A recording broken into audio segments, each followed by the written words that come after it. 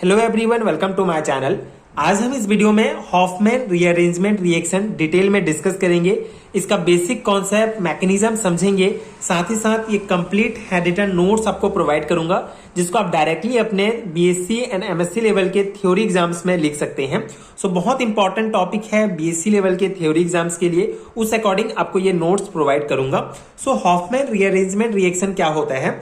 Hoffmann rearrangement, also known as Hofmann degradation, is the reaction of a primary amide with a halogen, chlorine or bromine in a strongly basic sodium or potassium hydroxide aqueous medium to convert the amide into a primary amide. The reaction result in one carbon degradation. ठीक है, तो ये है basic definition Hoffmann rearrangement का, basic introduction.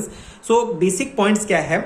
Main point इसका आपको ध्यान रखना है कि हॉफमैन रीअरेंजमेंट रिएक्शन के द्वारा एक्वस मीडियम में एमाइड जो है प्राइमरी एमाइन में चेंज होता है। ठीक है, उसी रिएक्शंस को हम मैकेनिज्म में इसका समझेंगे। मेन कॉन्सेप्ट है कि जो एमाइड होगा वो प्राइमरी एमाइन में चेंज होगा। अब कैसे होगा देखिए, यहाँ इसे जो है हॉफमैन डिग्रेडेशन भी कहा जाता है, क्योंकि ये जो रिएक्शन है, ये जो हमको प्राइमरी एमाइन प्राप्त होता है, ये एक कार्बन के डिग्रेडेशन से हमको प्राप्त होता है, इसीलिए इसको हॉफमैन डिग्रेडेशन रिएक्शन भी कहा जाता है।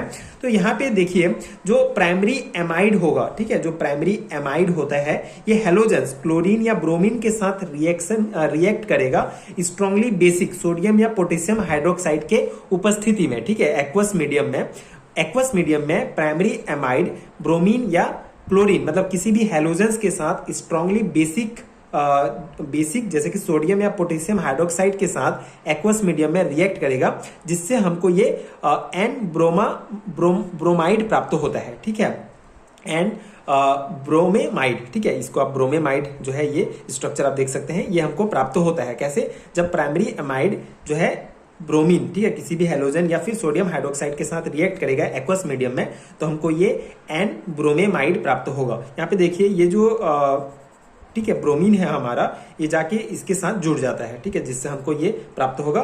उसके बाद इसमें OH माइनस, ठीक है, जब यहाँ पे OH माइनस यहाँ से निकलेगा, बाहर निकलेगा, तो हमको ये जो एन ब्रोमेमाइड है, इसका एनायन प्राप्त होगा। ठीक है, यहाँ पे आप देख सकते हैं एन में नेगेटिव चार्ज आ गया, मतलब हमको इसका जो है एनायन प्राप्त होता है। फिर यहाँ पे जो ब्रोमीन है, ठीक है, ये ब्रोमीन यहाँ से हट जाएगा, जिससे हमको ये इंटरमीडिएट एक प्राप्त होगा।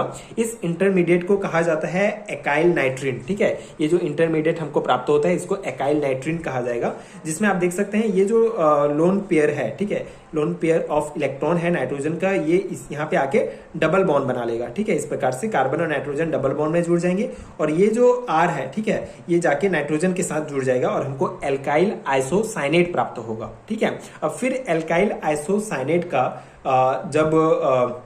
जब यहां से जल अपघटन होगा, H2O यहां से बाहर निकलेगा, तो हमको कार्बोनिक एसिड प्राप्त होगा। फिर जब ये कार्बोनिक एसिड से CO2 बाहर निकलेगा, तो हमको प्राइमरी एमाइन प्राप्त होगा, RnH2। ठीक है, तो इस प्रकार से ये जो है इसका मैकेनिज्म है। इस प्रोसेस से हमको एमाइड से एमाइन प्राप्त होता है, और ये जो प्रोसेस है, इसी को ही हॉफमैन रीअरेंजमेंट रिएक्शन कहा जाता है, या फिर हॉफमैन डिग्रेडेशन कहा जाता है।